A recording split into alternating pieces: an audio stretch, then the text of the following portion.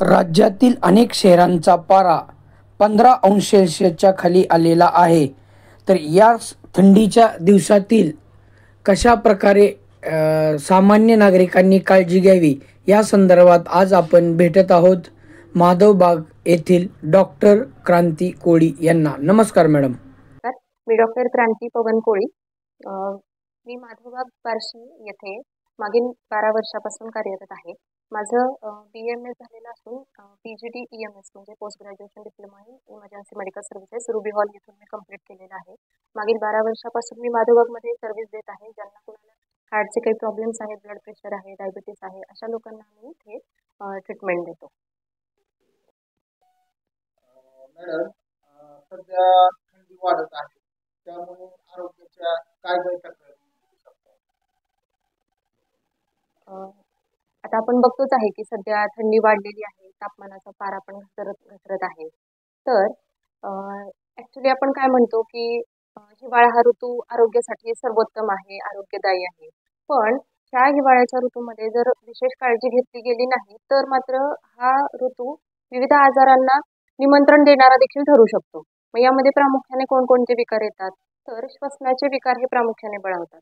यामध्ये काय येईल तर सर्दी, खोकला, ताप, मग घशाला खवखव होणे किंवा घशाला सूज येणे, छातीमध्ये कफचं प्रमाण वाढणे, घरघर वाढणे, ब्रॉन्कायटिस म्हणजे फुफ्फुसांना सूज येणे किंवा दम्याच्या व्यक्तींना ज्यांना नव्याने काही दमा उद्भवू शकतो किंवा पूर्वीचे जे दम्याचे रुग्ण आहेत त्यांचं दम्याचं प्रमाण सुद्धा या कालावधीमध्ये वाढू शकतं. तसंच काही लोकांना सांध्याचे विकार देखील या ऋतूमध्ये उद्भवू शकतात. ज्यांना पूर्वीचे सांधेदुखी आहे किंवा पूर्वी चिकनगुनियासारखे काही आजार होऊन गेलेले आहेत, तर अशा लोकांचे हे आजार बळावू शकतात. तसंच हिवाळ्याच्या ऋतूमध्ये थंड हवामान असतं, कोरडं हवामान असतं, त्यामुळं त्वचेच्या समस्या देखील उद्भवतात. त्वचेला खाज सुटणे म्हणा किंवा त्वचा कोरडी पडणे, एक्झिमा, सोरायसिस असे प्रकार देखील उद्भवू शकतात. हिवाळ्यामध्ये पुरेसा सूर्यप्रकाश आपल्याला मिळत नाही, तर याच्यामुळं कदाचित आपल्याला व्हिटॅमिन डी ची कमतरता उद्भवणे हे विकार उद्भवू शकतात किंवा अशा व्हिटॅमिन डी ची कमतरता प्लस करता येईल का? तसेच हिवाळ्यामध्ये पुरेसा सूर्यप्रकाश देखील आपल्याला मिळत नाही, त्याच्यामुळे व्हिटॅमिन डी ची कमतरता देखील उद्भवते. तसेच काही भावनिक विकार देखील होण्याची समस्या उद्भवते, ज्यामध्ये अकारण चिडचिड होणे, उगीचच निराश वाटणे किंवा मूड स्विंग होणे अशी लक्षणे व्यक्तींमध्ये उद्भवू शकतात. शुगर बीपी असणाऱ्या व्यक्तींनी किंवा हार्ट संदर्भात किंवा त्यांना काही पॅरेलिसिस झालेला असेल तर अशा कितपत व्यक्तींना थंडीविषयी हे करता येईल, आपल्याला प्रिकॉशन घेता येईल? कसं असतं ना की ह्या हिवाळ्यामध्ये ह्या व्यक्तींना म्हणजे ज्यांना ब्लड प्रेशर आहे किंवा डायबिटीस आहे किंवा हार्टचे पूर्वीचे काही प्रॉब्लेम्स आहेत, तर अशा व्यक्तींना अधिक काळजी घेण्याची गरज असते. त्याचं कारण आहे की जर डायबिटीस आहे तर आपल्या रक्तातली साखर वाढलेली असते. साखर वाढल्यामुळे ते रक्त अधिक घट्ट बनतं, चिकट बनतं. मग त्याच्यामुळे ते रक्तवाहिनीवरती जास्तीचं प्रेशर देतं, ताण देतं. अशामुळं ह्या रक्तवाहिनीवरच्या ताणामुळं ह्या रक्तवाहिनीला नुकसान पोहोचण्याचे चान्सेस जास्त असतात. जर काही एखाद्या पेशंटला ब्लड प्रेशरचा त्रास असेल तर थंड हवामानामुळे या रक्तवाहिन्या आकुंचन पाहून त्याचं ब्लड प्रेशर आणखीन वाढण्याचेही देखील चान्सेस असतात. मग तसंच जर व्यक्तीचं वजन जास्त असेल किंवा कोलेस्ट्रॉल वाढलेला असेल तर त्या वाढलेल्या कोलेस्ट्रॉलमुळं रक्तवाहिन्यांवरचा अतिरिक्त ताण वाढून रक्तवाहिन्यांचं नुकसान होऊन जर रक्ताची गुठळी बनली तर ती समजा हृदयाला रक्तपुरवठा करणाऱ्या रक्तवाहिनीमध्ये जर आढळली तर अशा व्यक्तींना हार्ट अटॅक येण्याचे चान्सेस जास्त असतात. किंवा जर ती मेंदूला रक्तपुरवठा करणाऱ्या रक्तवाहिनीमध्ये अडकली तर पॅरालिसिसचा धोका अधिक संभवतो. त्यामुळं ह्या ऋतूमध्ये अशा व्यक्तींनी जास्त काळजी घेणं गरजेचं आहे.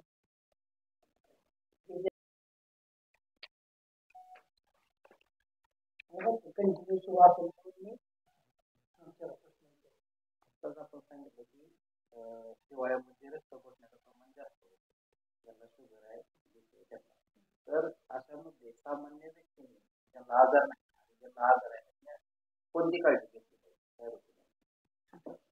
या ऋतूमध्ये सामान्य व्यक्तींनी किंवा ज्यांना काही आजार आहे अशा व्यक्तींनी देखील जी काळजी घ्यायची ती ती आहार, विहार आणि आपले विचार ह्या बाबतीत जास्त काळजी घेणं गरजेचं आहे. आपला आहार, व्यायाम हा नियमित आणि योग्य पद्धतीने असला पाहिजे.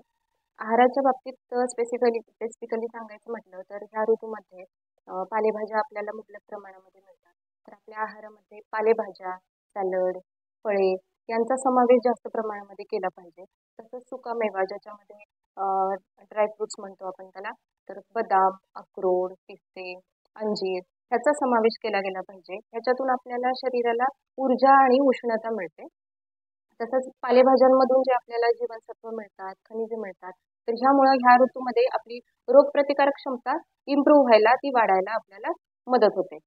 हे काय खावं ह्या बाबतीत झालं, तसंच काय खाऊ नये ह्या बाबतीत देखील महत्त्वाचं आहे. तर टाळावं काय, तर थंड पाणी किंवा कोल्ड्रिंक, मिल्कशेक म्हणा किंवा मैदा असणारे पदार्थ म्हणजे जसं बर्गर म्हणा, ब्रेड म्हणा किंवा पिझ्झा असे पदार्थ टाळले गेले पाहिजेत, कारण ते पचायला जड असतात. तसंच फास्ट फूड किंवा तळलेले पदार्थ ह्याच्यामधून काय होतं की घशाचे इन्फेक्शन परत वाढायला लागतात. त्यामुळे असे पदार्थ टाळलेले बरे राहतात. त्याच्यानंतर बाहेरचं खाणं शक्यतो टाळलं पाहिजे. जास्त साखर असलेले पदार्थ म्हणजे ज्याच्यामध्ये बेकरी प्रॉडक्ट्स पण येतील, कुकीज म्हणा, केक म्हणा असे पदार्थ शक्यतो कमी प्रमाणामध्येच असावेत किंवा ते टाळावेत. आणि लोणचं, आंबवलेले पदार्थ ज्याच्यामध्ये इडली, डोसा असे पदार्थ टाळलेले बरे राहतात. हे झालं आहाराच्या बाबतीमध्ये. आपण व्यायामाच्या बाबतीमध्ये पण जास्त पर्टिक्युलर असलं पाहिजे की व्यायाममध्ये सर्वात सोपा आणि छान व्यायाम म्हणजे वॉकिंग, चालण्याचा व्यायाम की जो सकाळी उपाशीपोटी अर्धा तास चाललं गेलं पाहिजे. ह्या अर्ध्या तासामध्ये साधारणपणे 2.5 ते 3 किलोमीटर अंतर आपलं कव्हर व्हायला पाहिजे, तर आपला छान व्यायाम होतो. त्यामुळे शरीरामध्ये उष्णता निर्माण व्हायला देखील मदत होते. सायकलिंगचा व्यायाम सुद्धा चांगला आहे. योगासनं योगासनांमुळे आपल्या शरीराला लवचिकता मिळायला मदत होते. तसंच प्राणायाममुळे काय होईल की श्वासोश्वासाच्या व्यायामामुळे आपल्या फुफ्फुसांची ताकद वाढते. कारण श्वसनाचेच विकार ह्या कालावधीमध्ये जास्त संभवतात. तर फुफ्फुसांची ताकद वाढली तर ह्या रोगाला अटकाव करणं, त्याला प्रतिबंध करणं आपल्याला जास्त सोपं जातं. हे झालं व्यायामांच्या बाबतीमध्ये. तसंच ह्या ऋतूमध्ये जसं त्वचा कोरडी पडती म्हणतो आपण, तर त्वचेची पण काळजी जास्त प्रमाणामध्ये घेतली पाहिजे. तर यामध्ये मॉइश्चरायझर लावणं असू शकते किंवा आपण बघतो की दिवाळीमध्ये आपण म्हणतो की अभ्यंग स्नान करून घ्यावं, कारण दिवाळीपासून थंडीची चाहूल सुरुवात लागलेली असते. तर त्यामुळे सजेशन माझं पण असंच राहील की अभ्यंग म्हणजे काय, तर त्वचा कोरडी पडली तर आपण त्याला स्नेहन करणे किंवा मालिश करणे की ज्याच्यातून आपल्या शरीरामध्ये स्निग्धता येईल. तर त्यामुळे स्नेहन करून घेणं या ऋतूमध्ये जास्त फायदेशीर ठरू शकतं. या थंडीच्या काळामध्ये शुगर बीपी हार्टचे प्रॉब्लेम असणाऱ्यांनी काय काळजी घ्यावी? ज्यांना काही शुगरचे प्रॉब्लेम आहेत, ब्लड प्रेशरचे प्रॉब्लेम आहेत किंवा हार्टचे काही प्रॉब्लेम आहेत, अशांसाठी एकच सांगणं ते म्हणजे आपल्याला जे त्रास आहेत त्याचे जे काही मेडिसिन्स चालू आहेत ती अगदी व्यवस्थित काटेकोरपणे घेणे, रेग्युलर बेसिसवर घेणे, त्याचा डोस न चुकवणे हे केलं पाहिजे. जो व्यायाम गरजेचा आहे म्हणजे आपल्या डॉक्टरांच्या सल्ल्याने तो घेणं गरजेचं आहे. आणि जर काही थोडासाही त्रास होत असेल तर ती दुखणी अंगावर न काढता आपल्या डॉक्टरांना भेटून त्यांचा योग्य सल्ला हा ज्या त्या वेळी घेतला गेला पाहिजे की जेणेकरून आपल्याला भविष्यातले काही संभाव्य धोके टाळता. आरोग्याच्या काळजी संदर्भात आपण काय संदेश देता? संदेश तर हाच राहील माझ्यातर्फे की लहानांपासून मोठ्यापर्यंत आपल्याला ज्यांना जे काही त्रास जाणवतात ह्या ऋतूमध्ये, तर त्यांनी आपल्या फॅमिली डॉक्टरशी संपर्क साधावा, जवळच्या क्लिनिकशी संपर्क साधावा आणि त्या डॉक्टरांचा योग्य तो सल्ला घ्यावा, मार्गदर्शन घ्यावं. पण ज्यांना कुणाला काही हार्टचे प्रॉब्लेम्स आहेत, ब्लड प्रेशर आहे, डायबिटीस आहे, वजन वाढले किंवा कोलेस्ट्रॉल वाढले, तर अशा व्यक्तींनी तुम्हाला काहीही मार्गदर्शन हवं असेल, आणखीन काही इन्फॉर्मेशन हवी असेल, तर तुम्ही माझ्याशी कधीही संपर्क करू शकता. आमचा पत्ता आणि फोन नंबर तुम्हाला खाली स्क्रीनवरती दिसतच आहे. तर तुम्ही माझ्याशी कधीही संपर्क करू शकता. धन्यवाद.